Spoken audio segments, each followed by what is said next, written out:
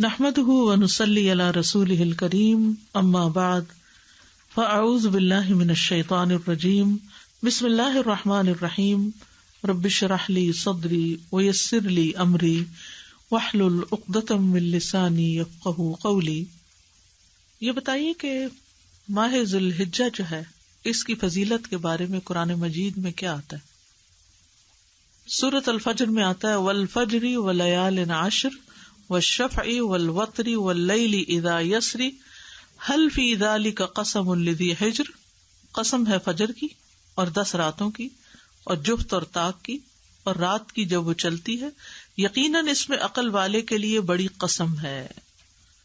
ابن عباس، ابن زبیر، مجاہد اور ان کے علاوہ بہت سے اگلے پچھلے اسکالرز نے یہی بات کہی ہے کہ ان 10 راتوں سے مراد ذی الحجہ کی پہلی 10 راتیں ہیں۔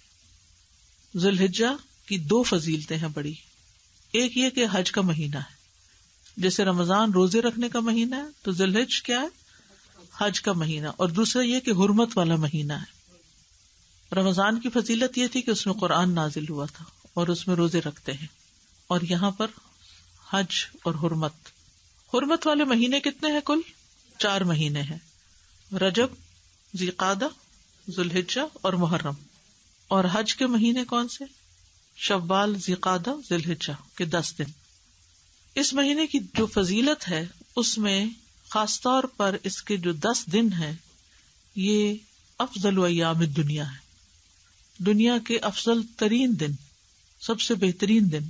رسول اللہ صلی اللہ علیہ وسلم نے فرمایا دنیا کے دنوں میں افضل ترین دن 10 دن یعنی عشرہ ذی الحجہ کے دن ہے۔ کوئی دن اللہ کے ہاں ان 10 دنوں سے زیادہ عظمت والا نہیں۔ ان کی عظمت کو محسوس کیجیے، سمجھیے، ان کو عام دنوں کی طرح ہم نے نہیں گزارنا۔ حدیث میں آتا ہے کوئی دن اللہ کے ہاں ان 10 دنوں سے زیادہ عظمت والا نہیں، اور نہ ہی کسی دن کا عمل اللہ تعالیٰ کو ان 10 دنوں کے عمل سے زیادہ محبوب ہے۔ پس تم ان 10 دنوں میں کثرت سے لا الہ الا اللہ، اللہ اکبر اور الحمدللہ کہو۔ تو ان دنوں میں کرنے والا افضل ترین کام کیا ہے؟ یہ تسبیحات زیادہ سے زیادہ، تہلیل، تکبیر، تحمید۔ ابن عباس کہتے ہیں کہ رسول اللہ صلی اللہ علیہ وسلم نے فرمایا اللہ تعالیٰ کو کوئی نیک عمل کسی دن میں اتنا پسندیدہ نہیں جتنا ان دنوں میں پسندیدہ اور محبوب ہوتا ہے، یعنی عشرہ ذی الحجہ۔ صحابہ نے کہا اللہ کے رسول کیا جہاد فی سبیل اللہ بھی نہیں؟ آپ نے فرمایا نہیں، جہاد فی سبیل اللہ بھی نہیں، مگر جو کوئی شخص اپنی جان اور مال لے کر نکلا ہو پھر کچھ واپس نہ لایا ہو۔ ان دنوں میں کوئی بھی جو نیکی کی جائے گی وہ عام دنوں کے مقابلے میں افضل ہوگی، مثلاً قرآن کی تلاوت، اذکار کی کثرت، صدقہ خیرات۔ نبی صلی اللہ علیہ وسلم نے فرمایا اللہ تعالیٰ کے نزدیک ذی الحجہ کے 10 دنوں میں نیک اعمال بہت پاکیزگی اور بہت بڑے ثواب کا باعث ہے۔ پاکیزگی کی بھی بات پڑھی نا، ازکا عند اللہ واعظم اجرا، جہاد سے بھی افضل اعمال ہیں۔ صحابہ ان دنوں انتھک محنت کیا کرتے تھے۔ پھر چونکہ حرمت والا مہینہ ہے تو ہمیں دوسروں کی جان، عزت، مال، ان سب کی حرمت رکھنی ہے، یعنی ڈوز اینڈ ڈونٹس۔ ایک طرف کیا کرنا ہے؟ تسبیحات کی کثرت، اور دوسری طرف کیا چھوڑنا ہے؟ غیبت، چگلی، طعنہ، فضول میں لغو باتیں، ہنسی مذاق۔ اور ان دنوں کا سب سے افضل عمل قربانی ہے۔ اقوال میں تسبیحات ہیں، افعال میں قربانی۔ اپنے شر سے دوسروں کو محفوظ رکھنا، اپنی زبان سے دوسروں کو اذیت نہیں دینا، بدگمانی، تجسس، ٹوہ نہیں لگانا، آر نہیں دلانا، نفرت و بغض نہیں کرنا، ظلم نہ کرنا ہے نہ ہونے دینا ہے، کسی کو بے عزت نہیں کرنا، آر دلانا اور تانا دینے والی عادتوں کو چھوڑنا ہے، ٹانٹنگ، وہ جو عادتیں ہوتی ہے نا ان کو بھی چھوڑنا ہے، غصہ نافذ کرنے کی طاقت رکھنے کے باوجود اس کو چھوڑ دینا ہے، گالی گلوچ، بد زبانی، ان چیزوں سے بھی بچنا ہے، مسلمان کو ہر طرح کی اذیت دینے سے رکنا ہے، رشتہ داروں کی قطع تعلق ہی نہیں کرنی، ان کو منانا ہے، ظالم رشتہ داروں پر بھی مہربانی کرنی ہے، اپنے شر سے پڑوسیوں کو بچانا ہے، اپنے ایمان کی تجدید کرنی ہے، صبر اور عفو درگزر کرنا ہے، اچھا اخلاق اختیار کرنا ہے، اول وقت پہ نماز پڑھنا ہے، قیام لمبا کرنا ہے، ہو سکے تو تہجد پڑھنا ہے، روزہ رکھنا ہے. حج کے لیے تو چلے گئے ہیں لوگ، ہو سکے تو حج کرنا ہے. مالی صدقات میں اپنے اہل و عیال کی ضروریات پوری کرنا، ناراض رشتہ دار کو تحفہ دینا، اپنے بہن بھائیوں کی یا اپنے دوستوں کی ضروریات پوری کرنا، پانی پلانا، ایسا صدقہ جو خود کو محتاج نہ کرے کسی کا، ناراض لوگوں کو آپس میں صلح کرانا، کسی کو خوش کرنا، کسی کی پریشانی دور کرنا، پھر اپنے نفس اور خواہش سے جہاد کرنا، لوگوں کو اپنی برائی سے محفوظ رکھنا، اور صدقے خیرات میں کھانے پینے اور دیگر چیزوں کے علاوہ اچھی کتابیں، اچھے پیمفلیٹس اور خصوصاً اس ٹاپک کی اویئرنیس لوگوں میں کریٹ کرنا ہے. قرآن کی تلاوت میں عام روٹین سے زیادہ پڑھنا، اس کو انکریز کرنا ہے. اللہ سبحانہ وتعالی ہمیں عمل کی توفیق عطا فرمائے. پیمفلیٹ نکال لیجیے، ہم اسی میں سے پڑھیں گے تاکہ پھر یہ باتیں ہمیں یاد بھی رہیں. عشرہ ذی الحجہ، عید الاضحیٰ اور قربانی. فضائل عشرہ ذی الحجہ. رمضان المبارک کے بعد ذی الحجہ کا مہینہ اسلامی مہینوں میں نہایت اہمیت کا حامل ہے. یہ مہینہ حرمت والے مہینوں میں سے ایک ہے. ذی الحجہ کا پہلا عشرہ نیکیوں اور اجر و ثواب کے اعتبار سے عام دنوں کے مقابلے میں بہت اہم ہے، جس کی فضیلت قرآن کریم اور احادیث سے ثابت ہے. قرآن مجید میں اللہ سبحانہ وتعالیٰ نے ان دنوں کی قسم کھائی ہے. والفجر ولیال عشر، قسم ہے فجر کی اور 10 راتوں کی. اکثر مفسرین کے نزدیک لیال عشر سے مراد ذی الحجہ کی ابتدائی 10 راتیں ہیں. یہ ہم جانتے ہیں کہ اللہ سبحانہ وتعالیٰ نے اس کائنات کے اندر بعض چیزوں کو بعض پر فضیلت دی ہے. انسانوں میں سے سب سے زیادہ فضیلت کس کی ہے؟ انبیاء کی، اور پھر انبیاء میں سے محمد صلی اللہ علیہ وسلم کی. راتوں میں سے کس رات کی فضیلت زیادہ ہے؟ آخری 10 راتوں کی، اور اس میں سے لیلۃ القدر کی. مہینوں میں سے سب سے زیادہ فضیلت کس کی ہے؟ رمضان المبارک کی. دنوں میں سب سے زیادہ فضیلت کس کی ہے؟ ہر ہفتے میں جمعہ کی، اور سال میں ذی الحج کے 10 دنوں کی. یعنی راتوں میں رمضان کی راتیں افضل ہیں ذی الحج کی راتوں سے، لیکن ذی الحج کے دن رمضان کے دنوں سے زیادہ افضل ہیں. تو یہ بہت اہم عشرہ ہے، اس لیے اس کو بڑے دھیان سے گزارنا ہے اور نیکی کے کاموں میں زیادہ سے زیادہ وقت لگا کے اس کو گزارنا ہے. اور اس کی فضیلت جو ہے وہ قرآن مجید سے بھی ثابت ہے. اللہ نے ان راتوں کی قسم کھائی ہے. اللہ سبحانہ وتعالیٰ جب کسی چیز کی قسم کھاتے ہیں تو اس کو ایک طرح سے گواہ بناتے ہیں. اس چیز کی ایک اہمیت ہوتی، اس کے کچھ فائدے ہوتے ہیں. کن کن چیزوں کی اللہ تعالیٰ نے قسم کھائی ہے قرآن مجید میں؟ والشمس وضحاها، سورج اور اس کی دھوپ کی، اور والقمر اذا تلاها، چاند کی قسم کھائی ہے، اور والتین والزیتون، اور والطور والضحا والعصر واللیل والفجر. تو سب سے زیادہ تو یوں لگتا ہے جیسے اوقات کی قسم کھائی ہے، فجر، عصر، ضحا، پھر اسی طرح آسمان کی، والسماء وما بناہا، فرشتوں میں سے، والنازعات غرقا، ہواؤں کی. تو یہ جو اللہ تعالیٰ کا قسم کھانا ہے، یہ متوجہ کرنا ہے کہ اس چیز کی طرف انسان دھیان کرے، اس میں غور کرے اور اس کے فائدوں کو تلاش کرے. یہ جو یہاں ان 10 راتوں کی قسم کھائی، والفجر ولیال عشر، تو ان 10 راتوں پر توجہ کرنے کی ضرورت ہے کہ یہ کون سی 10 راتیں ہیں. اور راتیں کہہ کر مراد دن لیا گیا ہے، یہ بھی یاد رکھیے. عربی زبان میں دن رات سے شروع ہوتا ہے. جب ہم کیا دیکھتے ہیں؟ چاند دیکھتے ہیں. رمضان کب شروع ہوتا ہے؟ چاند دیکھنے سے. عید کب شروع ہوتی ہے؟ چاند دیکھنے سے. ٹھیک ہے.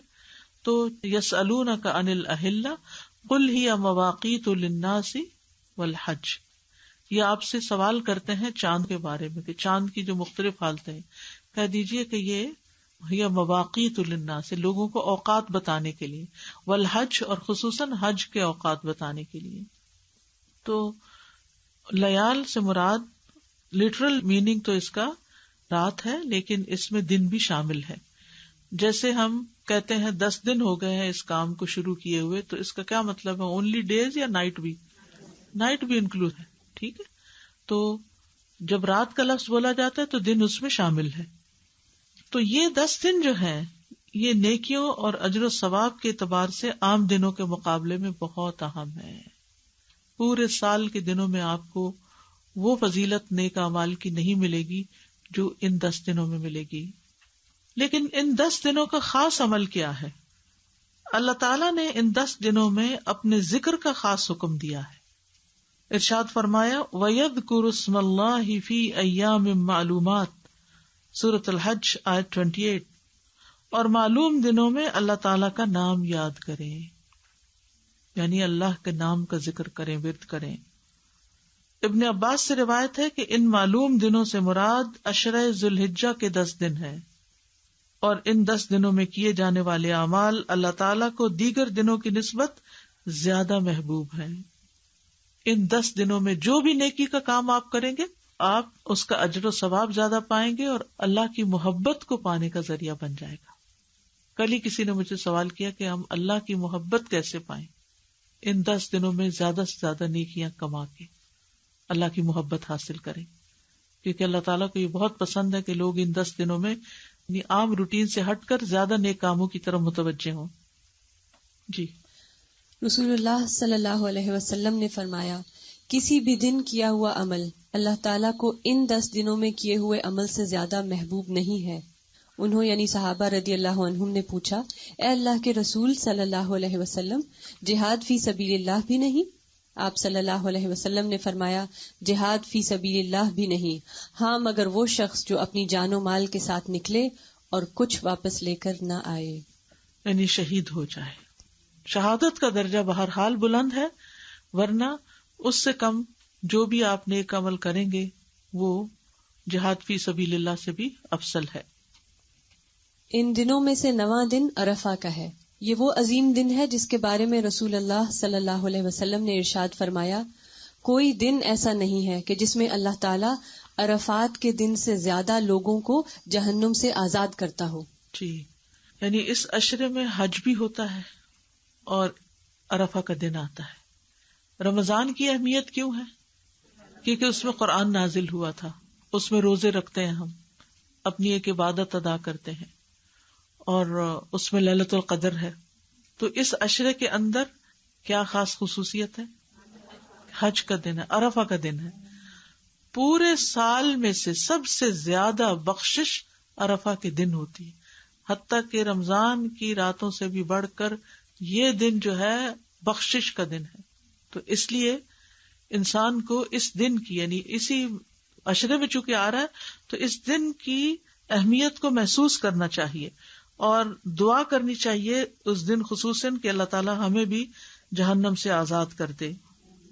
اس کا آخری اور 10واں دن یوم النحر یعنی قربانی کا دن ہے، جس کے بارے میں رسول اللہ صلی اللہ علیہ وسلم نے فرمایا، اللہ تعالیٰ کے نزدیک سب سے فضیلت والے دن یوم النحر یعنی قربانی کا دن اور یوم القر 11 ذوالحجہ قیام منا ہے.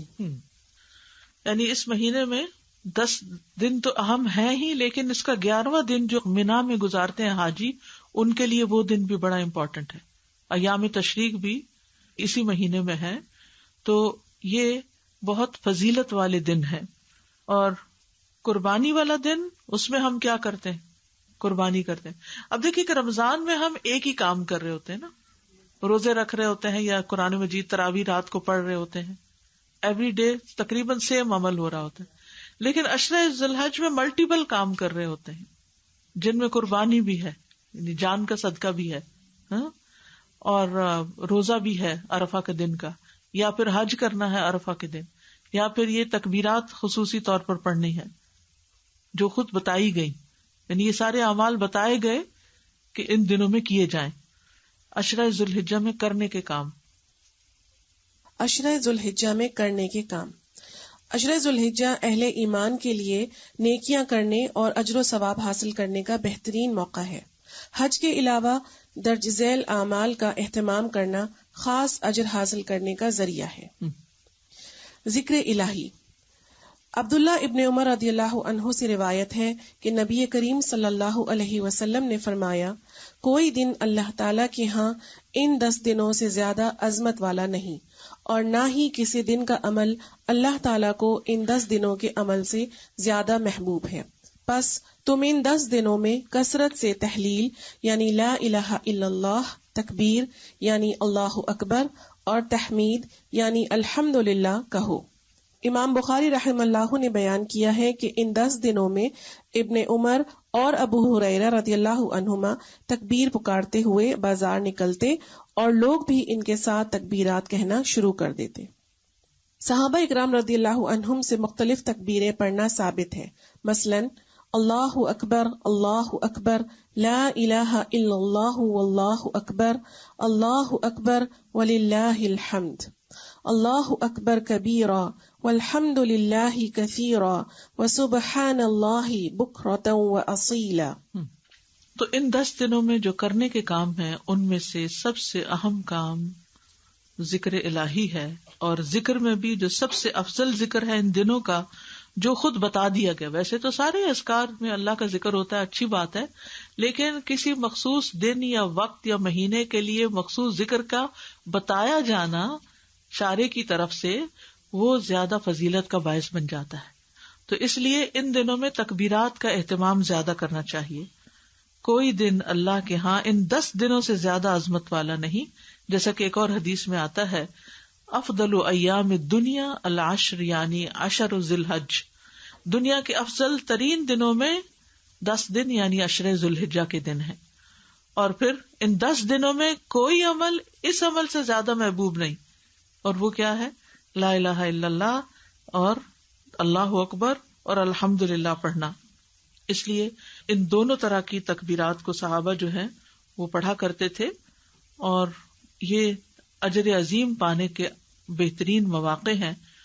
صحابہ کرام سخت محنت کیا کرتے تھے۔ سعید بن جبیر ذی الحجہ کے 10 دن داخل ہونے کے بعد عبادت میں بہت زیادہ کوشش کرتے، اتنی کہ ان کی ہمت نہ ہوتی جس پر، یعنی کہ اپنی ہمت سے بڑھ کے ان دنوں میں اپنے آپ کو تھکایا کرتے تھے۔ تکبیرات ذرا پڑھیے۔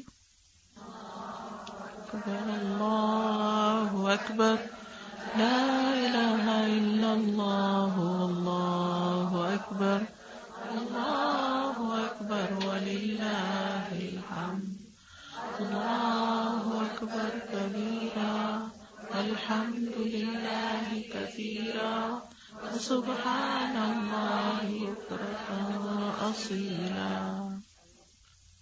آپ کے پاس یہ دوسرا پیمفلٹ بھی ہے، بلو کلر کا ہے نا، اس میں آپ دیکھیے کہ پیچھے کی طرف یہ تکبیرات لکھی ہوئی۔ آپ یہ کر سکتے ہیں، گھر لے جا کر اس کو اپنے وارڈروب پہ یا اپنے ڈریسنگ ٹیبل پہ یا کسی بھی جگہ جہاں آپ کی نظر زیادہ پڑتی ہے وہاں اس کو چپکا دیں۔ اس کے علاوہ ایک اور کارڈ بھی آپ کو بک اسٹال سے مل جائے گا جس میں صرف تکبیرات لکھی ہوئی۔ دوسرا یہ کہ اس کا فائدہ یہ ہے اس بروشر کا کہ اس کے اندر کرنے کے کاموں کی ڈیٹیل دی ہوئی ہے، جو آپ کو ریمائنڈر ہو سکتا ہے، آپ اس کو پڑھ سکتے ہیں۔ اگر آپ اس کو کھولیں اور کھول کے بھی لگا دیں تو یہ پوسٹر 10 دن لگا رہے تو آپ کو نیک نیک کاموں کی یاد دہانی ہوگی۔ آپ چاہیں تو اس کو کسٹمائز کر کے اپنے پرسنل مزید کوئی چیزیں اس میں لکھنا چاہیں جو اس میں نہیں لکھی ہوئی تو وہ بھی آپ لکھ سکتے ہیں، کیونکہ یعنی نماز، روزہ، قرآن مجید، ذکر اور دعا، صدقہ و خیرات، خدمت خلق، عید اور قربانی، متفرقات، یہ ساری چیزیں ان 10 دنوں میں جمع ہو سکتی ہیں، کیونکہ کسی بھی دن کیا ہوا عمل اللہ تعالیٰ کو ان 10 دنوں میں کیے ہوئے عمل سے زیادہ محبوب نہیں۔ دوسرا اہم کام جو ان دنوں میں کرنے کا ہے وہ ہے روزہ رکھنا۔ 9 ذی الحجہ کو روزہ رکھنا باعث ثواب ہے۔ رسول اللہ صلی اللہ علیہ وسلم سے یوم عرفہ کے روزے کے بارے میں پوچھا گیا تو فرمایا، یکفر السنۃ الماضیۃ والباقیۃ، صحیح مسلم، گزشتہ سال اور آئندہ سال کے گناہوں کا کفارہ ہے۔ ایک اور روایت سے پتہ چلتا ہے کہ رسول اللہ صلی اللہ علیہ وسلم 9 ذی الحجہ، یوم عاشورہ اور ہر ماہ میں سے 3 دن روزے رکھتے تھے۔ سنن ابی داؤد۔ نوٹ: حاجی میدان عرفات میں یہ روزہ نہیں رکھے گا۔ جہاں تک روزے کا تعلق ہے تو آپ پورے 9 دن بھی روزے رکھ سکتے ہیں، پہلے 8 دن اگر آپ کے پچھلے کوئی قضا روزے ہیں تو ان کی قضا کی نیت سے بھی رکھ سکتے ہیں. لیکن 9 تاریخ کا روزہ چونکہ مخصوص روزہ ہے، جو 2 سال کے گناہوں کا کفارہ ہے، تو وہ عرفہ کے روزے کی نیت سے ہی رکھ لیجیے. ٹھیک ہے. اب اس میں بہت جھگڑا ہوتا ہے کہ عرفہ کا دن یہاں کا ہو یا وہاں کا ہو.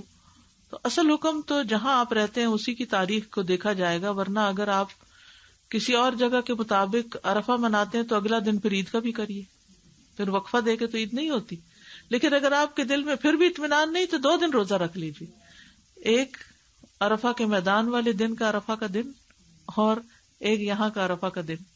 تو انشاءاللہ تعالی اللہ سبحانہ وتعالی قبول فرمائے، اور بہت ہی برکت والا روزہ ہے. یعنی آپ دیکھیں کہ رمضان کے روزے سے بھی برکت والا ہو گیا کہ یہ روزہ 2 سال کے گناہوں کی معافی کا ذریعہ بنے گا. اور ویسے بھی روزے کا ثواب کیا ہے کہ انسان کے چہرے کو 70 سال دور جہنم کی آگ سے کر دیتا ہے ایک روزہ. یعنی ایک روزہ آپ رکھتے ہیں تو آپ جہنم سے 70 سال دور ہو جاتے ہیں. اور پھر اگر دوسرا رکھتے ہیں تو 70 اور جمع کر لیں اور پھر اور کر لیں اور پھر اور کر لیں. تو روزے جو ہیں، جس کسی کو ہیل فائر سے ڈر لگتا ہو اور خوف آتا ہو تو چاہیے کہ پھر روزے رکھا کرے. اور خصوصاً جن کو اللہ نے صحت دی ہے، جوانی دی ہے، وہ ضرور کوشش کریں. یعنی جب انسان کے اوپر ضعیفی آ جاتی ہے، بزرگی، تو پھر ذرا مشکل ہو جاتا ہے. اور اگر دن لمبے ہو، میری والدہ 78 ایئرس کی تھیں اور جس مہینے میں فوت ہوئی ہیں اس مہینے کے بھی 3 روزے انہوں نے، جیسے یہاں اس حدیث میں ہے کہ ایام 20 کے روزے، وہ اس مہینے کی بھی انہوں نے رکھے، بلکہ اس ڈر سے کہ کہیں شروع نہ ہو گیا، انہیں پتہ نہیں چلا تو 1 دن پہلے بھی روزہ رکھ لیا. تو بدھ سے شروع ہونے تھے، انہوں نے منگل کا بھی رکھ لیا کہ کہیں میں بھول نہ گئی ہوں. ہوتا نا بڑے ہو کے انسان کو ڈیٹس اور دن اور وہ اوقات میں بعض اوقات خلل ہو جاتا ہے کہ کہیں مس نہ ہو جائے. تو ہمیں بہت زیادہ اپنے طور پہ کوشش کرنی چاہیے. پھر اگر بیمار ہیں آپ، کسی وجہ سے ہمت نہیں ہے، تو اللہ تعالیٰ جانتا ہے کہ آپ کی نیت کیا ہے. لیکن پہلے سے اگر نیت ہو نہیں میرے لیے تو بڑا ہی مشکل کام ہے، میں نہیں کر سکتا، تو پھر واقعی مشکل ہو جاتا ہے. ہوتا یہ ہے کہ جس طرح آپ سوچنے لگتے ہیں نا، چیزیں ویسے ہی ہونے بھی لگ جاتی ہیں. ہر چیز کی ایک فریکوینسی ہوتی ہے اور ایک آپ کے دماغ کی فریکوینسی ہے. تو یہ ایک فریکوینسی دوسری سے جب ملتی تو پھر وہ ویسے ہی چیزیں نظر آنے لگتی ہیں اور ویسے ہی ہونے لگتی ہیں. عید الاضحیٰ. عید الاضحیٰ، عید الاضحیٰ یا بقر عید مسلمانوں کا تہوار ہے. اسے بڑی عید یا عید قربان بھی کہا جاتا ہے. ساری دنیا کے مسلمان یہ عید ابراہیم علیہ السلام کی اس سنت کی پیروی میں مناتے ہیں جو انہوں نے اپنے بیٹے کی قربانی کی شکل میں جاری کی اور اللہ تعالیٰ سے اپنی محبت کی سچی مثال قائم کی. یہ عید 10 ذوالحجہ کو منائی جاتی ہے اور 13 ذوالحجہ تک قربانی کی جا سکتی ہے. نبی صلی اللہ علیہ وسلم مدینہ تشریف لائے تو آپ صلی اللہ علیہ وسلم نے فرمایا، تم سال میں 2 دن خوشی منایا کرتے تھے، اللہ تعالیٰ نے تمہیں ان سے بہتر 2 دن عطا فرمائے ہیں، عید الفطر اور عید الاضحیٰ. تو اب آپ دیکھ رہے ہیں کہ یہ جو دن ہیں حرمت والے اور فضیلت والے، ان میں عید بھی آ جاتی ہے اور اس اعتبار سے بھی اس کی اہمیت ہے. ویسے تو ذوالحج کے مہینے کی فضیلت 2 اہم اعتبار سے ہے. ایک یہ کہ اس میں حج ہوتا ہے اور دوسرا یہ کہ وہ حرمت والا مہینہ ہے جن میں جان، عزت اور مال کی حرمت کا پاس رکھنا چاہیے. اور اس عظیم مہینے میں سب سے عظیم دن ہے، اور اس عظیم دن میں، عید والے دن میں، سب سے عظیم کام قربانی کرنا ہے اور حرمتوں کو پامال نہ کرنا. حرمتوں کو پامال کرنا کیا ہے کہ کسی کی جان، مال، عزت پر ہاتھ اٹھانا، زبان کھولنا. حسن رضی اللہ عنہ نبی صلی اللہ علیہ وسلم کے اس قول کہ صبح آدمی ایمان والا ہوگا اور شام کو کافر، یا شام کو ایمان والا ہوگا اور صبح کافر کے متعلق بیان فرماتے تھے کہ صبح کو اپنے بھائی کی جان، مال اور عزت کو اپنے اوپر حرام سمجھے گا لیکن شام کو حلال سمجھنے لگے گا، اور اسی طرح شام کو حرام سمجھتا ہوگا اور صبح اس کو حلال کر لے گا. یعنی وہ اس حدیث کا مفہوم یہ بیان کیا کرتے تھے کہ ایک شخص ایمان میں ہے، دوسروں کے بارے میں اچھا گمان رکھتا ہے، شام تک موڈ ہی بدل گیا اور غیبت شروع کر دی یا کوئی الزامات دینے شروع کر دیے. تو اس لیے ان دنوں میں جہاں کچھ کرنے کے کام ہے وہاں کچھ نہ کرنے کے کام بھی ہیں. جیسے کل میں نے عرض کیا تھا نا کہ دین مکمل نہیں ہوتا جب تک کہ ہمارے اعمال میں سے کچھ عمل آئے نہ اور کچھ عمل نکلے نہ. ہم بعض اوقات کرنے والے کام تو بہت سے کرتے رہتے ہیں اور نہ کرنے والے کام چھوڑتے نہیں ہیں، جن میں خصوصی طور پر حرمتوں کو پامال کرنا، کسی کی جان، مال، عزت، آبرو. رسول اللہ صلی اللہ علیہ وسلم نے فرمایا ایک مسلمان کی ہر چیز دوسرے مسلمان پہ حرام ہے، اس کا خون، اس کا مال، اس کی عزت و آبرو. اپنے ہر قسم کے شر سے دوسروں کو محفوظ رکھنا چاہیے. نبی صلی اللہ علیہ وسلم نے فرمایا تم میں سب سے بہتر وہ ہے جس سے خیر کی امید ہو. یعنی جب وہ سامنے سے آ رہا ہو تو آپ کہیں کوئی اچھی بات ہی کرے گا، اس کے منہ سے اچھی بات نکلے گی، یہ مجھے ذلیل نہیں کرے گا، یہ میرے ساتھ بدتمیزی نہیں کرے گا، یہ مجھے کوئی ٹانٹ نہیں کرے گا، یہ میرے پہ کوئی چڑھائی نہیں کرے گا، خیر ہی ہوگی اس سے. تو آپ سوچئے کہ ہماری پرسپشن کیا ہے جب ہم کسی سے ملتے ہیں یا دور سے آ رہے ہوتے ہیں تو لوگ ہمیں دیکھ کے کیا فیل کرتے ہیں؟ اچھا فیل کرتے ہیں یا دے گیٹ اسکیئرڈ کہ پتہ نہیں ابھی کیا ہونے والا ہے، کیا کرے گا، کون سی بات مجھے پرانی یاد کرا دے گا اور کہاں سے تانا دے دے گا. یعنی کچھ لوگوں سے اپنی عزت بچانی پڑتی ہے اور ایسے لوگ کترا کے نکل جاتے ہیں. اور کچھ لوگ ہوتے ہیں کہ جن کے ملنے کا انتظار رہتا ہے کہ وہ آئیں اور ان سے کوئی خیر کی بات سنیں. اور فرمایا سب سے بدتر وہ ہے جس سے کسی خیر کی توقع نہ ہو، کوئی تمہارا بھلا نہ کرو اور اس کے شر سے امن نہ ہو. تو اس لیے بہت ضروری ہے کہ ان دنوں میں غیبت، چغلی وغیرہ سے بچنا چاہیے. اپنی زبان سے دوسروں کو اذیت نہیں دینی چاہیے، آپس میں نفرت اور بغض کو چھوڑ دینا چاہیے، نہ ظلم کرنا چاہیے نہ ہونے دینا چاہیے، کسی کو بے عزت نہیں کرنا چاہیے، آر دلانے اور تانا دینے والی عادتوں کو چھوڑ دینا چاہیے. کیونکہ جو شخص کسی کو آر دلائے گا اس پر اس چیز کا وبال آئے گا. ٹھیک ہے، رسول اللہ صلی اللہ علیہ وسلم نے فرمایا اگر کوئی آدمی تمہارے کسی برے فعل پر جسے وہ جانتا ہے تمہیں آر دلائے تو تم اس عیب کو جسے تم جانتے ہو اسے تانا مت دینا. یعنی کسی نے تمہیں تانا دے دیا ہے تو بدلہ لینے کے لیے تانا نہ دینا، کیونکہ اس چیز کا وبال اس پر ہوگا جو اس نے کی ہے. تو یہ بہت اہم چیز ہے. بالکل جیسے حج کے دنوں میں کیا حکم ہے کہ فلا رفث ولا فسوق ولا جدال فی الحج، کہ گناہ کے کام نہیں، جھگڑا نہیں، بے حیائی کے کام نہیں.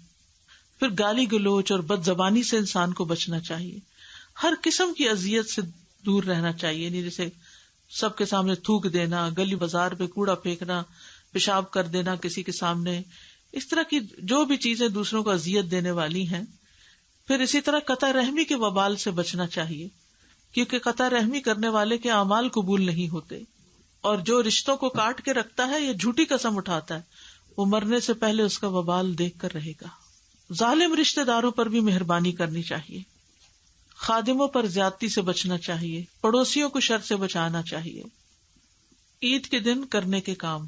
عید کے دن کرنے کے کام: غسل کرنا، خوشبو لگانا اور بہترین لباس پہننا، تکبیرات پڑھنا، عید کی نماز سے قبل کچھ نہ کھانا، نماز عید کے لیے جلد جانا، خواتین اور بچوں کو عیدگاہ لے کر جانا، اذان اور تکبیر اقامت کے بغیر عید کی نماز پڑھنا، نماز کے بعد خطبہ سننا، استطاعت کے مطابق قربانی کے جانور کو ذبح کرنا، گوشت کی تقسیم کرنا، باہم ملاقات و دعا دینا، تقبل اللہ منا و منکم. جی اس میں باقی باتیں تو ہم سب کرتے ہی ہیں، لیکن ایک چیز جو بڑی اہم ہے اور اس کی طرف سے ہم غافل ہوتے ہیں وہ خطبہ سننا. عید کے دن 2 رکعتیں بس جلدی سے پڑھ کے فوراً لوگ کھڑے ہونے لگتے ہیں، یا تو واپس جانے لگتے ہیں یا پھر ایک دوسرے سے گلے ملنے لگتے ہیں. امام صاحب بول رہے ہیں، پرواہ نہیں ہے. تو جتنی نماز امپورٹنٹ ہے ایسے یہ نماز کا حصہ ہے، یہ خطبہ بھی سننا لازم ہے. تو اس وقت خاموشی ہونی چاہیے، جیسے جمعے کے خطبے میں خاموشی ہوتی ہے، پورے ادب، احترام اور وقار کے ساتھ. ہوتا یہ ہے کہ بعض اوقات ہم لیٹ پہنچتے ہیں، اسی لیے یہاں یہ بھی لکھا گیا جلدی پہنچے. لیٹ پہنچتے ہیں، راستے میں بیٹھ جاتے ہیں یا گاڑی ڈبل پارکنگ کر کے آ جاتے ہیں تو پھر جلد بازی ہوتی ہے کہ بس سلام پھیریں اور فوراً نکلیں، یا پھر کام پہ جانے کی جلدی ہوتی ہے. تو یہ ان آداب کے خلاف ہے بات، تو اس پر توجہ کرنی چاہیے. عید کی خوشی میں سرشار ہوتے ہیں اور سرشاری میں سب کچھ بھول جاتے ہیں، ادب آداب ہی بھول جاتے ہیں کہ کیا کرنا چاہیے کیا نہیں، کیونکہ جس سے مل رہے ہیں اس قدر ایکسائٹیڈ ہیں، گلے مل کر جھولتے رہتے ہیں اور یہ بھول جاتے ہیں کہ پیچھے کوئی لوگ بھی کھڑے، اور بعض اوقات لمبی لائنیں کھڑی ہو جاتی ہیں ہمارے پیچھے، اور ہم عین دروازے کے بیچ میں کھڑے ہو کر اپنی لمبی چوڑی باتیں اور دن بھر کا پروگرام شیئر کرنے لگتے ہیں کہ آج کہاں جانا ہے. تقبل اللہ منا و منکم، اللہ تعالی ہم سے اور آپ سے عبادت قبول فرمائے. نماز عید کے لیے ایک راستے سے جانا اور دوسرے سے واپس آنا، ہلکے پھلکے کھیلوں اور اشعار کے ذریعے خوشی منانا. جی، بچوں کے ساتھ یعنی خاص طور پر کچھ نہ کچھ ایسا پروگرام رکھا جائے کہ جس سے انہیں محسوس ہو کہ آج خوشی کا دن ہے. قربانی، عشرہ ذوالحجہ کی آخری مگر اہم ترین عبادت قربانی ہے.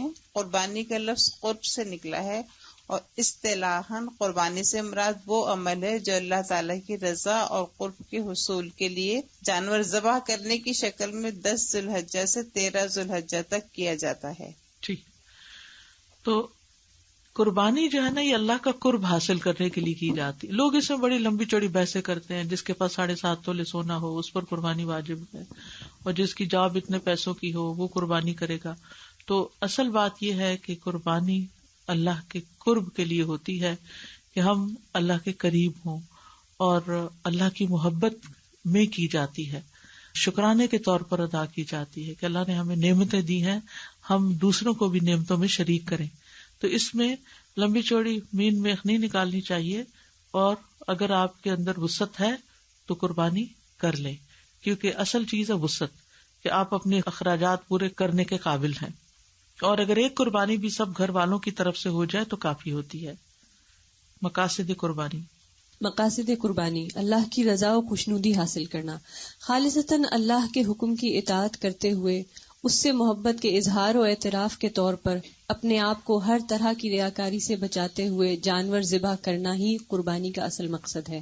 قرآن مجید میں نبی اکرم صلی اللہ علیہ وسلم کو خطاب کرتے ہوئے فرمایا گیا فَصَلِّ لِرَبِّكَ وَانْحَرْ، یعنی اپنے رب کے لیے نماز پڑھ اور قربانی کر. ایک اور جگہ فرمایا قُلْ إِنَّ صَلَاتِي وَنُسُكِي وَمَحْيَايَ وَمَمَاتِي لِلَّهِ رَبِّ الْعَالَمِينَ، کہہ دیجئے بے شک میری نماز، میری قربانی، میرا جینا، میرا مرنا اللہ رب العالمین کے لیے ہے. قربانی کے بعض اوقات لوگ عجیب و غریب مقاصد بنا لیتے ہیں، دوسروں کو شو آف کرنا، دکھاوا کرنا، اور تفاخر اور مہنگے مہنگے جانور خریدنا. تو یہ کوئی دکھاوے کا موقع نہیں ہے، بلکہ خالصتاً اللہ کو راضی کرنے کے لیے قربانی کرنی چاہیے.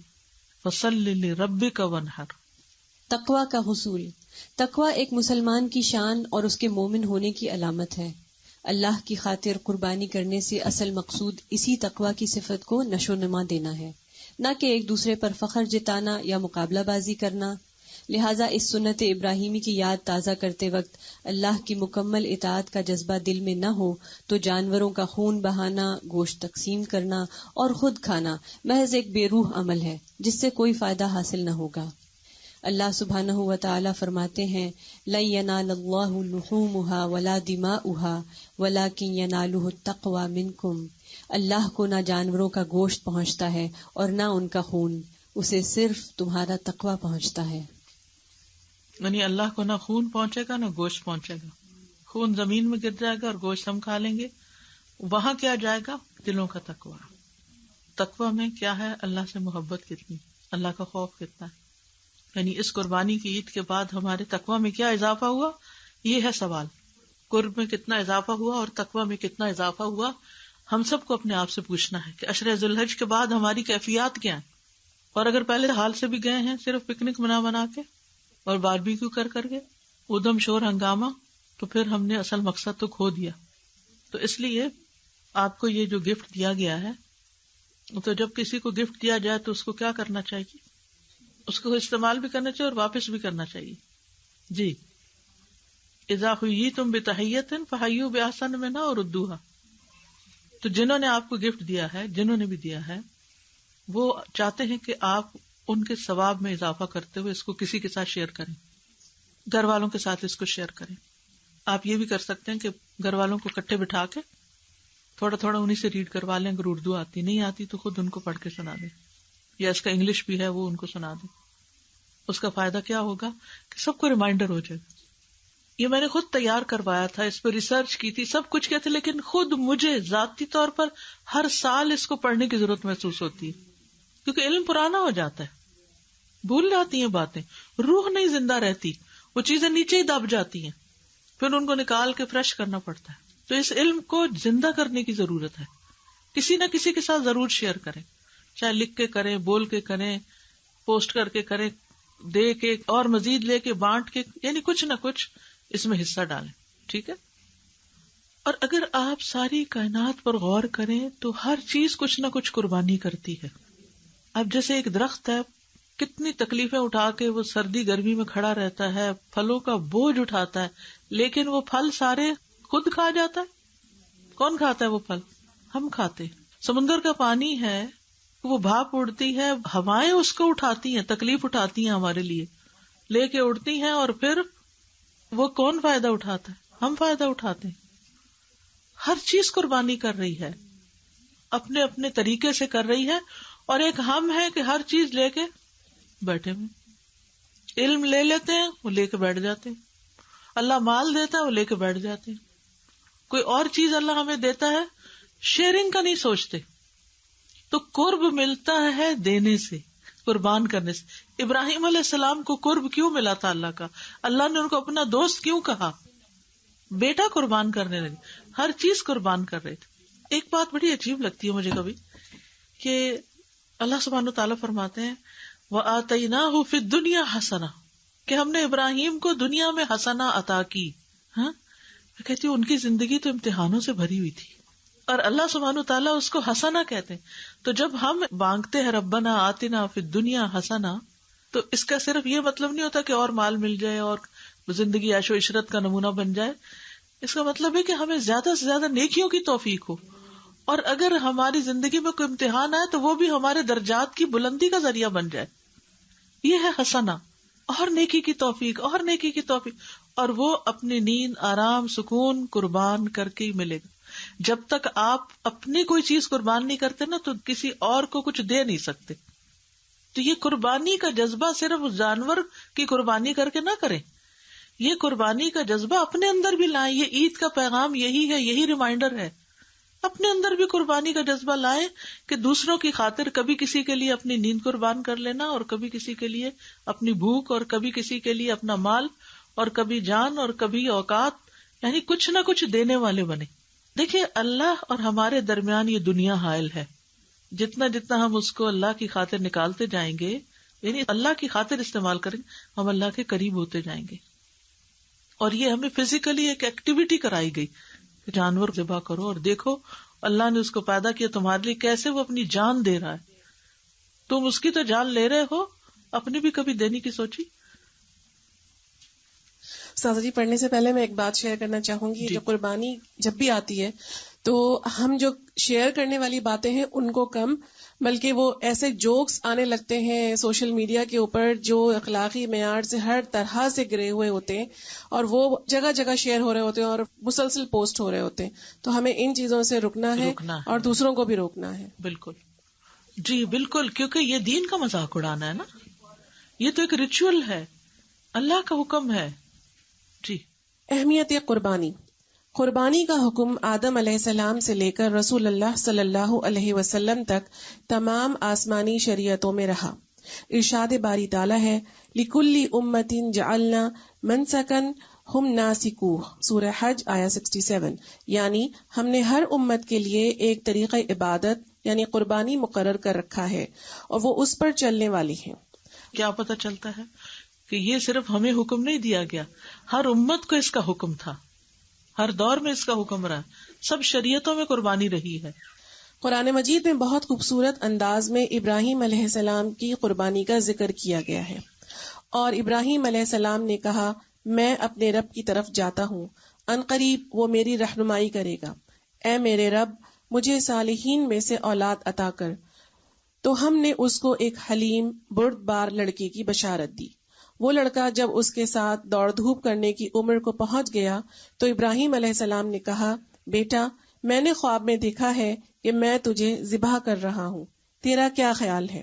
اس نے کہا اے میرے ابا جان، جو آپ کو حکم دیا گیا ہے کر ڈالیے، آپ انشاءاللہ مجھے صابروں میں سے پائیں گے. تو جب ان دونوں نے اطاعت کی اور اسے اسماعیل علیہ السلام کو ماتھے کے بل گرا دیا، اور ہم نے ندا دی کہ اے ابراہیم تو نے خواب سچ کر دکھایا، بے شک ہم نیکی کرنے والوں کو ایسی ہی جزا دیتے ہیں، بے شک البتہ یہ ایک بہت واضح امتحان تھا، اور ہم نے ایک بڑی قربانی کے ذریعے اس کا فدیہ دیا، اور ہم نے بعد والوں میں اس کا ذکر خیر قائم کر دیا۔ سورہ صافات آیا 99 سے 108 تک۔ یہ ہے ابراہیم علیہ السلام اور اسماعیل علیہ السلام کے کردار میں تسلیم و رضا کا وہ بے مثال نمونہ جو بارگاہ الہی میں اس درجے مقبول ہوا کہ رہتی دنیا تک اللہ تعالیٰ نے اس سنت کو جاری کر دیا۔ یہ نہ صرف ابراہیم علیہ السلام خلیل اللہ کی سنت ہے، بلکہ نبی کریم صلی اللہ علیہ وسلم نے عید الاضحیٰ کے موقع پر قربانی کو اپنی سنت قرار دیا۔ رسول اللہ صلی اللہ علیہ وسلم نے فرمایا، بے شک اس دن ہم پہلا کام یہ کرتے ہیں کہ نماز عید ادا کرتے ہیں، پھر واپس پلٹتے ہیں اور قربانی کرتے ہیں۔ جس شخص نے ایسا ہی کیا اس نے ہماری سنت کو پا لیا۔ صحیح بخاری۔ ایک اور روایت میں نبی کریم صلی اللہ علیہ وسلم نے نماز عید کے بعد قربانی کرنے کو اہل اسلام کی سنت قرار دیتے ہوئے فرمایا، جس نے نماز عید سے پہلے ذبح کیا تو اس نے اپنے لیے ذبح کیا، اور جس نے نماز عید کے بعد ذبح کیا اس کی قربانی مکمل ہو گئی اور اس نے مسلمانوں کی سنت کو پا لیا۔ اس سے یہ پتہ چلتا ہے کہ نماز عید سے پہلے جانور قربان نہیں کرنا چاہیے۔ بعض لوگ اپنے غریب رشتہ داروں کو پاکستان یا انڈیا یا جہاں وہ رہتے ہیں وہاں بھجوا دیتے ہیں قربانی کے پیسے کے، چلے ایک ہم یہاں کر رہے ہیں ایک آپ وہاں کر لیں، رشتہ داری کا حق بھی ادا ہو جائے گا اور ان کو گوشت بھی مل جائے گا۔ تو ان کو خاص تاکید کریں کہ جب ہماری عید کی نماز ہو جائے تو وہ قربانی کریں، کیونکہ آپ کے عید 9 گھنٹے بعد 10 گھنٹے کے بعد یہاں شروع ہوتی ہے وہاں سے، تو وہ ایسا نہ ہو کہ پہلے ہی جانور قربان ہو چکے ہوں، دوسرے دن کر لیں۔ جی ہاں، رسول اللہ صلی اللہ علیہ وسلم نے ہمیشہ اس سنت ابراہیمی پر عمل کیا۔ انس رضی اللہ عنہ بیان کرتے ہیں، نبی اکرم صلی اللہ علیہ وسلم 2 مینڈھے ذبح کیا کرتے تھے اور میں بھی 2 مینڈھے ذبح کرتا ہوں۔ سبحان اللہ۔ اب بعض اوقات ہم کہتے ہیں کہ 1 کریں 2 کریں کتنا کریں، تو یہ ہر ایک کی اپنی خوشی پر ہے کہ وہ کیا کر سکتا ہے، کتنی وسعت ہے۔ تو حضرت انس جو ہے وہ کہتے ہیں نبی صلی اللہ علیہ وسلم 2 کرتے تھے اس لیے میں 2 کرتا ہوں۔ تو اب اس میں کوئی ہارڈ اینڈ فاسٹ رول تو نہ ہوا نا۔ قربانی کے بارے میں آپ صلی اللہ علیہ وسلم کا اہتمام اس سے بھی واضح ہوتا ہے کہ حجۃ الوداع کے موقع پر آپ صلی اللہ علیہ وسلم نے حج کی قربانی کے 100 اونٹ ذبح کرنے کے ساتھ ساتھ عید الاضحیٰ کی قربانی کے لیے اپنی طرف سے 1 بکری اور ازواج مطہرات کی طرف سے 1 گائے ذبح کی۔ یہ سارے ڈفرنٹ عمل کیوں ہیں؟ تاکہ آپ 1 بکری کرنا چاہیں تو بھی ٹھیک ہے، اور آپ اگر گائے کر کے 1 حصہ سب ازواج کا ہو جائے یا سب ازواج کی طرف سے 1 ہی گائے ہو جائے تو وہ بھی ٹھیک ہے۔ رسول اللہ صلی اللہ علیہ وسلم نے امت کو بھی قربانی کرنے کی تاکید فرمائی۔ مخنف بن سلیم رضی اللہ عنہ روایت کرتے ہیں کہ جب ہم رسول اللہ صلی اللہ علیہ وسلم کے ساتھ عرفات میں تھے تو آپ صلی اللہ علیہ وسلم نے فرمایا، اے لوگو، ہر سال ہر گھر والوں پر قربانی ہے۔ استطاعت کے باوجود قربانی نہ کرنے والے لوگوں کے بارے میں رسول اللہ صلی اللہ علیہ وسلم نے فرمایا، جو وسعت کے باوجود قربانی نہ کرے وہ ہماری عیدگاہ کے قریب نہ آئے۔ صحابہ اکرام بھی اتباع رسول صلی اللہ علیہ وسلم میں قربانی کا اہتمام فرماتے۔ ابو امامہ بن سہل رضی اللہ عنہ نے بیان کیا، ہم مدینہ میں اپنے قربانی کے جانوروں کو پرورش کے لیے موٹا کرتے تھے اور مسلمان دیگر بھی اسی طرح انہیں پال کر موٹا کرتے تھے۔ یعنی اچھے سے اچھا جانور قربان کریں، دکھاوے اور تفاخر کے لیے نہیں، لیکن اللہ کے قرب کے لیے۔ جیسے نماز کیا ہے؟ تحیہ، تحفہ ہے، تو قربانی بھی کیا ہے؟ تحفہ ہے، اللہ کے لیے کر رہے ہوتے ہیں۔ تو اللہ تعالیٰ کو تو جانور کا گوشت خون نہیں پہنچتا، لیکن جو چیز پیش کر رہے ہیں وہ تو خوبصورت ہو نا۔ اس میں پھر ایک انسیت کا پہلو بھی آ جاتا ہے نا، جیسے خود پال کے کرنا۔ بچپن میں جب آتے تھے جانور تو ہم اتنے مانوس ہو جاتے تھے ان سے کہ بعد میں پھر ہمیں رونا بھی آتا تھا جب ان کی قربانی ہو تو جاتی۔ وہ یہی نا کہ جن چیزوں سے محبت ہو جائے ان کو اللہ کی راہ میں دے دو۔ لن تنالوا البر حتی تنفقوا مما تحبون۔ حکمت قربانی۔ اللہ تعالیٰ نے ابراہیم علیہ السلام کے جذبہ ایثار و قربانی اور مکمل سپردگی کو بے پناہ پسند کیا۔ ان کو محسن اور خلیل اللہ یعنی اللہ کا دوست کے لقب سے نوازا اور ان کے نام کو رہتی دنیا تک جاری کر دیا. لہذا تمام دنیا کے مسلمان ہر نماز میں نبی کریم صلی اللہ علیہ وسلم کے ساتھ ابراہیم علیہ السلام پر بھی درود بھیجتے ہیں اور ان کی قائم کردہ سنت کو زندہ رکھتے ہوئے ہر سال قربانی کرتے ہیں. اللہ تعالیٰ اپنے بندوں سے ایسی ہی مکمل اطاعت اور وفاداری چاہتے ہیں کہ جب اللہ تعالیٰ کا حکم آ جائے تو بغیر کسی پس و پیش کے عمل کیا جائے. یہی حکمت قربانی کرنے کے پیچھے موجود ہے. چنانچہ دنیا بھر کے مسلمان قربانی کی اس سنت پر عمل کرتے ہوئے اللہ تعالیٰ سے عہد کرتے ہیں کہ اے رب العالمین، ہم تیرے اطاعت گزار بندے ہیں. جب تیرا حکم ہوگا تو ہم دین اسلام کی خاطر کسی قسم کی قربانی سے دریغ نہیں کریں گے. ابراہیم علیہ السلام نے خواب میں اللہ تعالیٰ کا حکم پانے کے بعد تمام عقلی دلائل کو ایک طرف رکھ دیا اور کمال عبودیت کا اظہار کرتے ہوئے اپنی عزیز ترین متاع اللہ تعالیٰ کے حضور پیش کر دی. ہر سال 10 ذی الحجہ کو جانوروں کی قربانی کرنا اس جذبہ عبودیت کی یاد کو تازہ کرنا ہے. کیونکہ جب صحابہ نے پوچھا تھا کہ ما هذه الاضاحی، تو آپ نے فرمایا تھا سنت ابیکم ابراہیم. کہ انہوں نے پوچھا یہ قربانیاں ہم کیوں کرتے ہیں؟ فرمایا تمہارے باپ ابراہیم کی سنت ہے. یعنی انہوں نے اپنے بیٹے کی قربانی کرنے سے بھی دریغ نہیں کیا، تو ہم ان کی پیروی میں کم از کم ایک جانور تو قربان کر دیں. احکام قربانی. احکام قربانی. قربانی کی نیت کے ساتھ جانور ذبح کرنا ضروری ہے. قربانی کا جانور نماز عید کے بعد ذبح کرنا ضروری ہے. جندب بن سفیان رضی اللہ تعالیٰ عنہ روایت کرتے ہیں کہ میں عید الاضحیٰ کے دن رسول اللہ صلی اللہ علیہ وسلم کے ساتھ تھا. جب آپ صلی اللہ علیہ وسلم لوگوں کو نماز پڑھا چکے تو دیکھا کہ ایک بکری ذبح کی ہوئی ہے. آپ صلی اللہ علیہ وسلم نے فرمایا جس نے نماز سے پہلے ذبح کیا وہ اس کے بدلے میں دوسری بکری ذبح کرے، اور جس نے ذبح نہیں کیا تو وہ بسم اللہ پڑھ کر کرے. صحیح بخاری.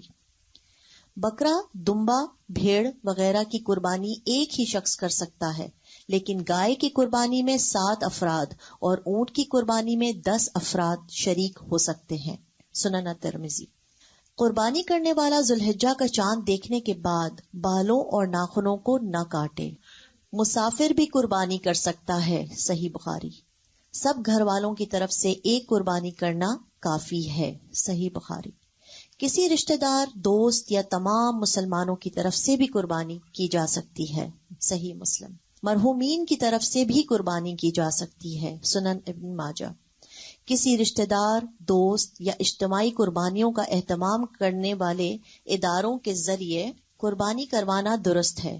قربانی کے جانور کی رقم کسی بھی دوسرے مصرف میں دینے سے قربانی کا حق ادا نہ ہوگا، خواہ وہ پیسہ کتنے ہی نیک، رفاہی یا صدقہ و خیرات کے کاموں میں دیا جائے.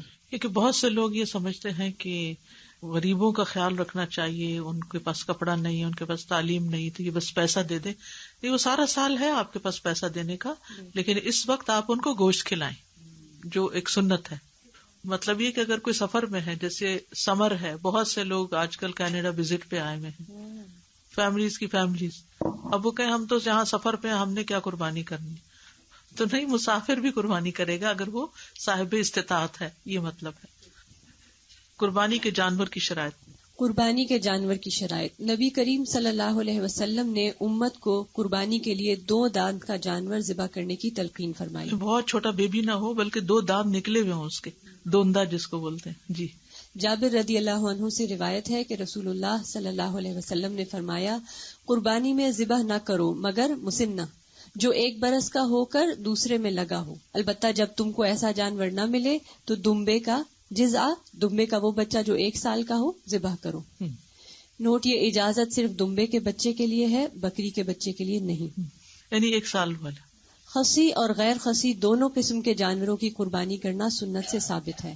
جابر بن عبداللہ رضی اللہ عنہ سے روایت ہے رسول اللہ صلی اللہ علیہ وسلم کے پاس 2 سینگوں والے چتکبرے بڑے بڑے خصی مینڈھے لائے گئے.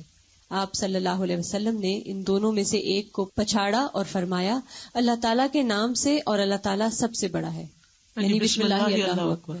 محمد صلی اللہ علیہ وسلم اور ان کی امت کی طرف سے، جنہوں نے تیری توحید کی گواہی دی اور میرے پیغام کو پہنچانے کی شہادت دی۔ سبحان اللہ، اپنی امت کی طرف سے بھی قربانی کی آپ نے۔ ابو سعید خدری رضی اللہ عنہ سے روایت ہے، رسول اللہ صلی اللہ علیہ وسلم سینگوں والے غیر خصی مینڈھے کی قربانی کرتے تھے، اس کی آنکھیں، منہ اور ہاتھ پاؤں سیاہ ہوتے تھے۔ وہ خوبصورت لگتا ہے نا دیکھنے میں۔ درج ذیل عیوب والے جانوروں کی قربانی کرنا جائز نہیں ہے، یک چشم ہونا یعنی ایک آنکھ ہماری ہوئی ہے، بیمار ہونا، لنگڑا پن نمایاں ہونا، ہڈیوں میں گودا نہ ہونا، یعنی بہت مریل بوڑھا۔ ذبح کے احکام، قربانی کے جانور کو عمدہ اور اچھے طریقے سے ذبح کیا جائے۔ ذبح کرتے وقت جانور کو قبلہ رخ کر لینا مستحب ہے۔ ذبح کرتے وقت چھری کی دھار تیز ہونی چاہیے۔ قربانی کرتے وقت کی دعا بسم اللہ واللہ اکبر، یعنی اللہ کے نام کے ساتھ ذبح کرتا ہوں، اللہ بہت بڑا ہے۔ خود ذبح کرنا افضل ہے، لیکن کسی دوسرے سے کروانے میں بھی کوئی حرج نہیں۔ مسلمان عورت بھی قربانی کا جانور ذبح کر سکتی ہے، یعنی عورت کی قربانی کرنے سے وہ حرام نہیں ہو جائے گا، اجازت ہے اس کو، چھری پھیر سکتی۔ ذبح کرنے والے قصاب کو قربانی کے جانور میں سے کوئی چیز بطور مزدوری دینا جائز نہیں۔ مزدوری الگ دی جائے گی اگر کوئی اور کر کے دے گا، قصاب وغیرہ۔ قربانی کے گوشت کی تقسیم، قربانی کا گوشت خود کھانا اور ضرورت مندوں کو دینا قرآن پاک سے ثابت ہے۔ فَكُلُوا مِنْهَا وَأَطْعِمُوا الْقَانِعَ وَالْمُعْتَرَ، یعنی پس اس میں سے خود بھی کھاؤ اور ان کو بھی کھلاؤ جو قناعت کیے بیٹھے ہیں، اور ان کو بھی جو اپنی حاجت پیش کریں۔ آپ صلی اللہ علیہ وسلم نے فرمایا، کھاؤ، ذخیرہ کرو اور خیرات کرو۔ چنانچہ قربانی کا گوشت خود استعمال کرنے کے ساتھ ساتھ غریبوں اور رشتہ داروں کو بھی دیا جا سکتا ہے۔ کنبہ بڑا ہونے کی صورت میں پورا گوشت خود بھی استعمال کیا جا سکتا ہے۔ خود اور عزیز و اقارب صاحب استطاعت ہوں تو قربانی کا تمام گوشت غریبوں میں بھی تقسیم کیا جا سکتا ہے۔ قربانی کی کھال ذاتی استعمال کے لیے بھی رکھی جا سکتی ہے اور صدقہ جاریہ کے کسی کام میں بھی دی جا سکتی ہے۔ اگر ایک گھر میں ایک قربانی ہوتی ہے تو کافی ہے، اگر وہ سب اپنی اپنی کرنا چاہے تو بھی ٹھیک ہے، اور اگر ایک سب کی طرف سے ہونا چاہے تو وہ بھی ٹھیک ہے، سب کی ہو جائے گی۔ یعنی دیکھیں اصل میں کیا بات ہے کہ استطاعت پر ہے، کیونکہ نبی صلی اللہ علیہ وسلم نے 2 بھی کیا، 1 بکری بھی کی، ازواج کی طرف سے گائے بھی کی، 100 اونٹ بھی کیے۔ تو اصل جو مقصد ہے نا قربانی کا وہ ہے قرب، کہ ہو سکتا ہے 1 سال آپ کی حیثیت ہو، ہر بچہ کما رہا ہے، اپنی اپنی کر سکتا ہے، اور 1 سال جاب نہیں ہے تو اگر ماں باپ کر رہے ہیں سب کی طرف سے تو وہ بھی کافی ہے۔ یعنی ہسبینڈ کر رہا ہے، بیوی کی طرف سے بھی، بچوں کی طرف سے بھی، ایک فیملی کی طرف سے ایک جانور کی قربانی کافی ہے۔ دیکھیں 10 حصے پڑ سکتے ہیں، یہ مطلب ہے 10 لوگ شامل ہو سکتے ہیں، 10 لوگ مل کے پیسے کنٹریبیوٹ کر کے 1 اونٹ ذبح کر لیں، یہ بھی ہو سکتا ہے۔ اب جیسے اگر ہم قربانی اسلامک ریلیف کے تھرو کروا رہے ہیں بنگلہ دیش میں یا پیلسٹائن میں ادھر ادھر، اب وہ کب کر رہے ہیں، کیا کر رہے ہیں، اس پہ تو ہمارا کوئی کنٹرول ہے ہی نہیں، تو اس میں ہم کیا کر سکتے ہیں؟ ان کو بتانا تو چاہیے، وہ تو ایز اے پیسے لے لیتے ہیں اور they keep track. No, they keep track, but we don't know what time they are doing it, because time difference بھی تو ہوتا ہے نا۔ جی السلام علیکم استاذہ، جو وہاں کا ٹائم ہوتا ہے وہاں کی عید ہو جاتی ہے پھر وہ کرتے ہیں، تو اس لیے عید کی نماز پڑھی جا چکی ہے۔ جنرلی 2nd ڈے کرتے ہیں تاکہ 2nd اور 3rd ڈے میں سب کی حفاظت ہو جائے۔ اب میرا سوال بھی ہے استاذہ، اگر آپ قربانی نہیں کر سکتے تو تب بھی آپ ناخن اور بال نہ کاٹیں؟ نہیں، پھر کاٹ سکتے ہیں قربانی کرنے کی صورت میں، پورے گھر والے مرضی بھی۔ اچھا نہیں، سارے گھر والوں پہ نہیں ہے، جو قربانی کر رہا ہے نا وہ ناخن اور بال نہیں کاٹے گا۔ جی استاذہ، یوم عرفہ کے دن کا جو روزہ ہے، ہم یہاں یوم عرفہ تو اس دن ہم کریں یا وہ والا یوم عرفہ؟ دونوں کر لیں، دونوں کر لیں جی، تاکہ رہ نہ جائے۔ میں کہنا چاہ رہی تھی کہ جہاں علم کی شیئرنگ کی بات ہے، پلیز آپ لوگ نان مسلمس کو بھی بتاؤ کہ یہ ہماری عید کیا ہے، کیونکہ some of them don't know how much similarity there is in the story of Ibrahim علیہ السلام، what's the same and what's different. تو کسی کو میں نے بتایا تو وہ حیران رہے گی کہ we didn't know that you even accept him as a prophet اور you know any of this story. So ان کو بھی ایک موقع ہے ان کو بتانے کا. اور جہاں تک گوشت شیئر کرنے کا ہے تو مجھے 1 سال اتنا پکا یاد ہے کہ یوزلی تو آپ کہہ سکتے ہیں نا فرام ایون دا بچر کہ آپ اتنا ہماری طرف سے دے دیں اور اتنا ہمیں گھر بھیج دیں. لیکن 1 سال کیا ہوا کہ I was supposed to go and give it at the center. And that year I realized that I'm standing in the line to give and there's another line to receive. And even though you know, conceptually you know کہ ہم دے رہے ہیں, ہم ان کو دے رہے ہیں جن کو گوشت نہیں ملتا, but to see people walking out with packets of meat and rice and whatever and realize that you're just here to drop it off and go home. تو وہ جو اللہ سبحانہ وتعالیٰ کا شکر اس وقت آپ دیتے ہیں, تو everyone, I would say, try to physically go and do something so that it's not just in your mind, but your heart feels it too. Yes. استاذہ السلام علیکم. وعلیکم. مجھے پوچھنا تھا کہ مرحومین کی طرف سے جو قربانی دی جاتی ہے وہ اس میں کلیئر نہیں ہوں کہ کچھ کہتے ہیں کہ آپ وہ گوشت استعمال نہیں کر سکتے, وہ صرف صدقے میں چلا جاتا ہے. ایسا کچھ بھی نہیں ہے. قربانی کا گوشت جو ہے وہ آپ چاہے کھائیں, چاہے آپ فریز کر لیں سارا, چاہے سارا بانٹ دیں, چاہے رشتہ داروں کو دیں, کوئی ہمیں ہارڈ اینڈ فاسٹ رول نہیں بتایا گیا. ہر ایک کی سچویشن پر ڈپینڈ کرتا ہے. اچھا, ہمیں اتنی زیادہ کیوں نہیں بتائیں گے یہ چیزیں تاکہ وسعت رہے. ہر ایک کی سچویشن ڈفرینٹ ہوتی ہے تو پھر اس کے مطابق وہ عمل کر سکتا ہے. اگر پابندیاں لگا دی جاتی تو پھر تو ہمارے ہاتھ بن جاتے. السلام علیکم. وعلیکم. استاذہ, یہ جو ناخن اور بال ہم نہیں کاٹتے 10 دن, تو یہ عید کی نماز کے فوراً بعد کاٹنے ہوتے ہیں یا پھر تھوڑا بعد میں بھی کاٹ سکتے ہیں؟ جی, بس نماز پڑھنے کے بعد بھی کاٹ سکتے ہیں. سب کچھ اچھا ہے لیکن کبھی کبھی ایسا دیکھا گیا ہے, کلچرل بات ہے کہ گوشت آیا قربانی کا, آپ اس کے حصے لگے تو جو سب سے بڑی اس کی ٹانگ ہوتی ہے وہ سسرال بھیج دیتے ہیں لڑکی کی, تاکہ تعلقات اچھے ہوں. اور غریب رہ جاتے ہیں, اور غریب کو سری بھیج دیتے ہیں. غریب بھی ہوتے ہیں ہمارے رشتہ داروں میں. سر تو ٹاپ پر ہے, سری بھیجا کریں سب کو عزت دینے کے لیے. السلام علیکم استاذہ جی. وعلیکم السلام. اگر آدمی نہیں کما رہا, عورت کما رہی ہے, تب بھی قربانی ہو جائے گی سارے گھر کی طرف سے؟ جی ہو جائے گی. جی. اور دوسرا اگر دونوں میاں بیوی شیئر کر لیں جیسے تھوڑا تھوڑا, جی ایسا بھی کر سکتے ہیں. بالکل, بچوں سے بھی حصہ ڈلوا لیں. جزاکم اللہ خیرا. سبحانک اللہم و بحمدک, اشہد ان لا الہ الا انت, استغفرک و اتوب الیک. السلام علیکم و رحمۃ اللہ وبرکاتہ. اللهم صل على محمد وعلى آل محمد كما صليت على إبراهيم وعلى آل إبراهيم إنك حميد مجيد. اللهم بارك على محمد وعلى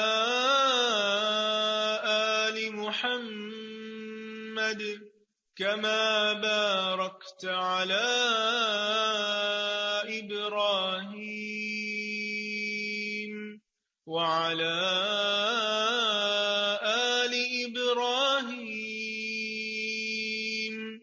إنك حميد مجيد.